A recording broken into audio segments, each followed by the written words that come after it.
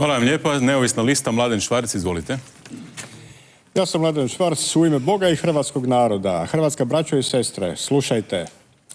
Da bismo ti narode u ovoj katastrofalnoj situaciji uopće mogli pomoći, trebamo apsolutne ovlasti, neograničene diktatorske ovlasti. Da se takva može ostvariti vlast, morat ćemo mijenjati Ustav. Program u bitnomu za gospodarske reforme moraju biti korijenite. Prvo jaka država, čelična šaka, a onda nacionalizacija svega opljačkanog i rasprodanog. Proizvodnja i izvoz ispred trgovine i uvoza. Ako treba razmjerna autarkija, samodostatnost, opće nacionalna solidarnost, država nacionalna i socijalna i pravedna. Dalje, besplatno školstvo i zdravstvo, stalnički sabor, nestranački, korporativna država, generalna amnestija za sve, ali uz povrat smrtne kazne, streljanjem i vješanjem.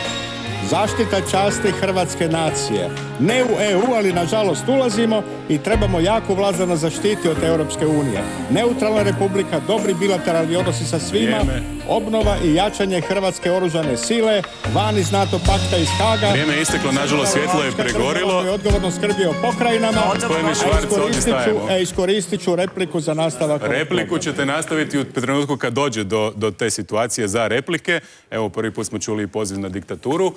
Hvala vam lijepa, vaša minuta istekla. Švarc se javio prvi za drugu repliku. Druga replika. Druga replika, nakon što je mene drugarica Hloverka prekinula, nastavak programa. Van iz NATO pakta, van iz Haga. Centralistička država koja je odgovorno skrbi o svim pokrajinama. Dakle, ne regionalizacija. Asimilacija nacionalnih manjina po francuskom modelu.